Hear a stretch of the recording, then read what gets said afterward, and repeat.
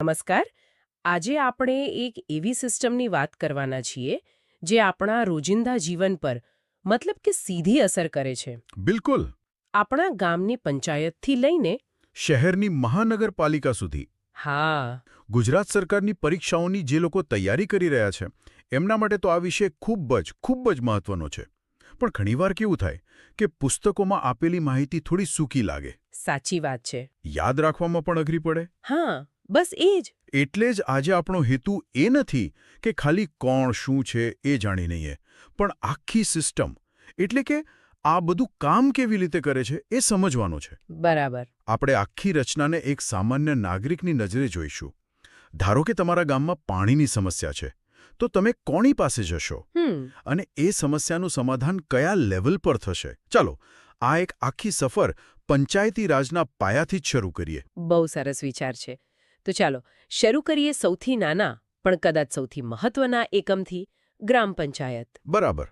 આપણા સ્ત્રોત કહે છે કે 500 થી 25,000ની વસ્તીવાળા ગામમાં ગ્રામ પંચાયત હોય.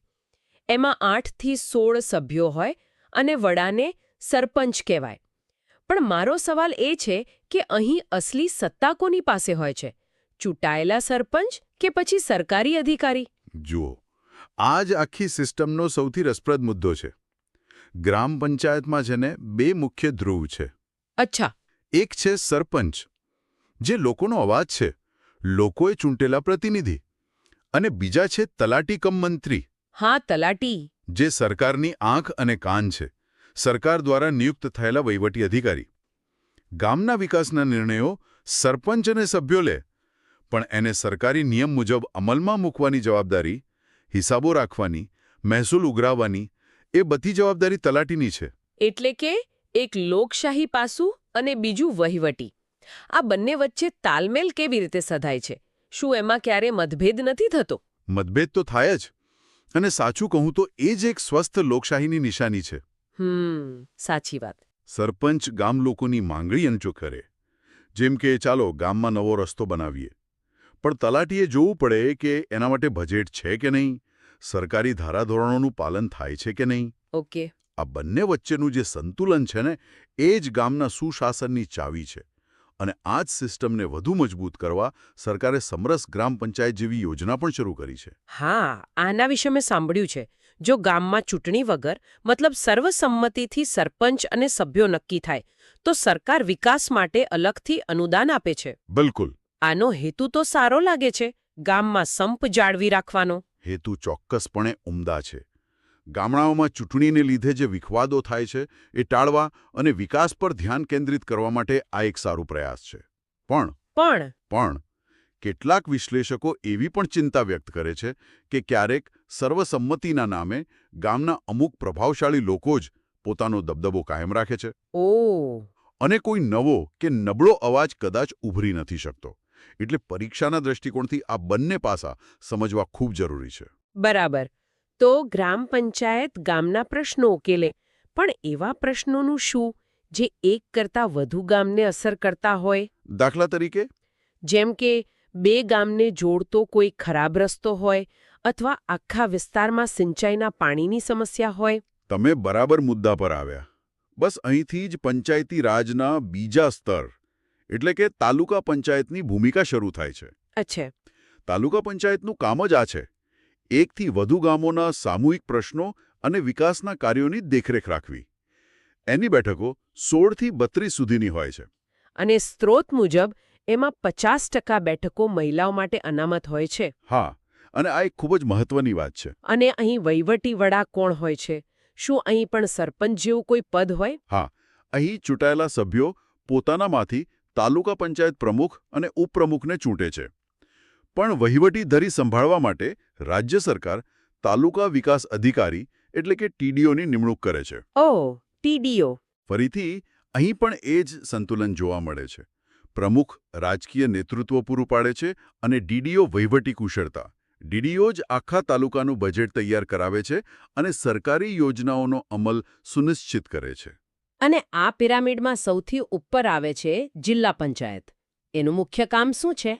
જિલ્લા પંચાયત એ આખા જિલ્લાના ગ્રામીણ વિકાસની સર્વોચ્ચ સંસ્થા છે. તેનું મુખ્ય કામ તાલુકા પંચાયતો અને ગ્રામ પંચાયતોના કામકાજ પર નિયંત્રણ રાખવાનું, એમને માર્ગદર્શન આપવાનું અને અનુદાન આપવાનું છે. અને એના વડા? અહીં વહીવટી વડા હોય છે જિલ્લા વિકાસ અધિકારી, એટલે કે ડીડીઓ, જે સામાન્ય રીતે એક સિનિયર આઈએએસ અધિકારી હોય છે. એમને જિલ્લાના વિકાસના સેનાપતિ ગણી શકાય. તમે ડીડીઓનો ઉલ્લેખ કર્યો, પણ આપણે કલેક્ટર વિશે પણ ઘણું સાંભળીએ છીએ. હા, બરાબર. પરીક્ષાની તૈયારી કરતા ઘણા ઉમેદવારો આ કલેક્ટર અને ડીડીઓની ભૂમિકામાં ગૂંચવાઈ જાય છે. આ બંને વચ્ચેનો મુખ્ય તફાવત શું છે? આ ખૂબ સારો અને મહત્વનો પ્રશ્ન છે. ચાલો, આ ગૂંચવણ છે ને એને જરા સરળ બનાવીએ. હા, જરૂર. સાવ સરળ શબ્દોમાં કહીએ તો કલેક્ટર એ સમગ્ર જિલ્લાના વહીવટી વડા છે. એમના મુખ્ય 3 કામ છે. ક્યાં 3? 1. કલેક્ટર તરીકે જમીન મહેસૂલ ઉઘરાવવું. 2. ડિસ્ટ્રિક્ટ મેજિસ્ટ્રેટ તરીકે જિલ્લામાં કાયદો અને વ્યવસ્થા જાળવવી. અને 3. ડિસ્ટ્રિક્ટ ઇલેક્શન ઓફિસર તરીકે ચૂંટણીઓનું સંચાલન કરવું.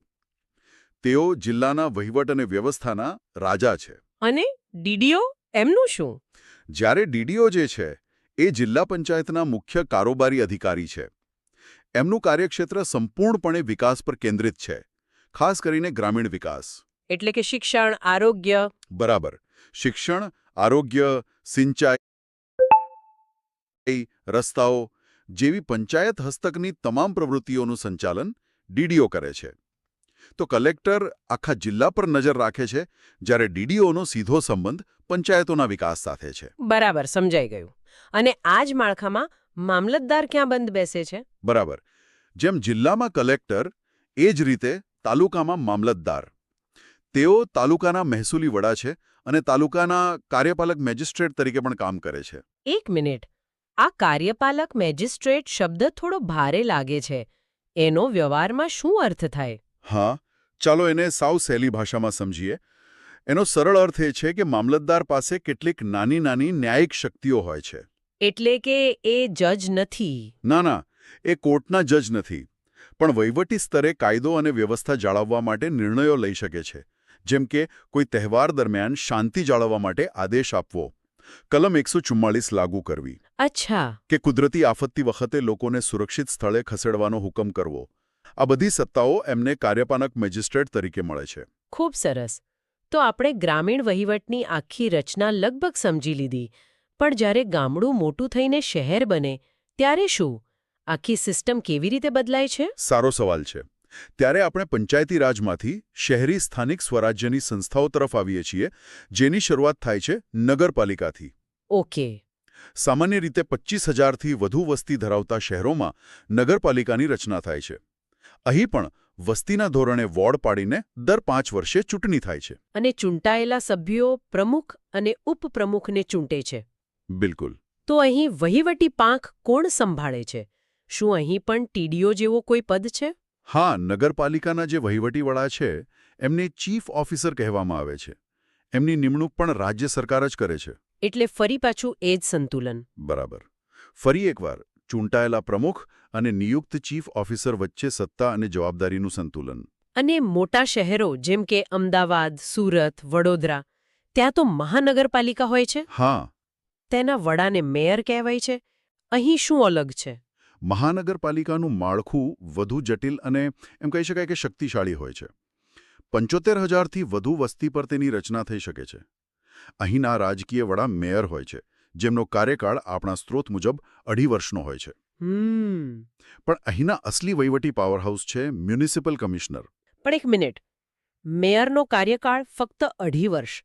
આટલા ઓછા સમયમાં કોઈ મોટા શહેર માટે લાંબા ગાળાનું આયોજન કરવું શક્ય છે? આ પાછળનો તર્ક શું હોઈ શકે? આ એક ખૂબ જ વ્યવહારુ પ્રશ્ન છે અને ટીકાકારો પણ આ જ કહે છે કે 2.5 વર્ષનો ટૂંકો કાર્યકાળ મેયરને મોટા વિઝનરી પ્રોજેક્ટ્સ અમલમાં મૂકતા રોકે છે. તો પછી આવું કેમ? પણ આ વ્યવસ્થા પાછળનો રાજકીય તર્ક સત્તાની વહેંચણી અને વધુ લોકોને તક આપવાનો છે, જેથી કોઈ એક વ્યક્તિ લાંબા સમય સુધી પદ પર ન રહે અને પક્ષના બીજા સભ્યોને પણ નેતૃત્વનો મોકો મળે. અચ્છા, સમજાયું. અને મ્યુનિસિપલ કમિશનરની ભૂમિકા એ મેયરથી કઈ રીતે અલગ છે? મ્યુનિસિપલ કમિશનર, જે મોટાભાગે સિનિયર આઈએએસ અધિકારી હોય છે, એ મહાનગરપાલિકાના સીઈઓ છે. સીઈઓ? હા, ચીફ એક્ઝિક્યુટિવ ઓફિસર. શહેરનો રોજબરોજનો વહીવટ, બજેટનો અમલ, કર્મચારીઓ પર નિયંત્રણ અને વિકાસના કામોની દેખરેખ આ બધું એમની જવાબદારી છે. ચાલો આને એક કાલ્પનિક ઉદાહરણથી સમજીએ. હા, જરૂર. કલ્પના કરો કે ચૂંટાયેલા મેયર અને કોર્પોરેટરો શહેરમાં એક અત્યાધુનિક બગીચો બનાવવા માંગે છે, કારણ કે એ એમનો ચૂંટણીનો વાયદો હતો. બરાબર. પણ મ્યુનિસિપલ કમિશનર પાસે વહીવટી ડેટા છે કે એ જ વિસ્તારમાં પીવાના પાણીની લાઈનો બહુ જૂની થઈ ગઈ છે અને તેને બદલવી એ વધારે પ્રાથમિક જરૂરિયાત છે. ઓહ, એટલે અહીં સંઘર્ષ થાય. બરાબર. અહીં ચૂંટાયેલી પાંખ એટલે કે લોકઈચ્છા અને વહીવટી પાંખ એટલે કે વહીવટી જરૂરિયાત એ બંને વચ્ચે સંઘર્ષ થઈ શકે છે. એક સફળ મહાનગરપાલિકા એ છે જ્યાં મેયર અને કમિશનર સાથે મળીને આ બંને વચ્ચે સંતુલન સાધી શકે. આ ઉદાહરણથી આખો સંબંધ એકદમ સ્પષ્ટ થઈ ગયો. હવે આટલી મોટી સિસ્ટમમાં જ્યાં આટલા બધા લોકો કામ કરે ત્યાં વિવાદો અને ફરિયાદો તો થતી જ હશે. ચોક્કસ થાય. તો એના નિવારણ માટે કોઈ ખાસ વ્યવસ્થા છે? આપણા સ્ત્રોતોમાં લોક અદાલતનો ઉલ્લેખ છે. શું તે આની સાથે જોડાયેલ છે? બિલકુલ. જ્યારે શહેરોમાં મિલકતવેરા, પાણી બિલ, ગેરકાયદા બાંધકામ જેવા હજારો નાના મોટા વિવાદો થાય ત્યારે દરેક કેસ માટે સામાન્ય કોર્ટમાં જઈએ તો સિસ્ટમ પર ભારણ કેટલું વધી જાય. હા, એ તો છે.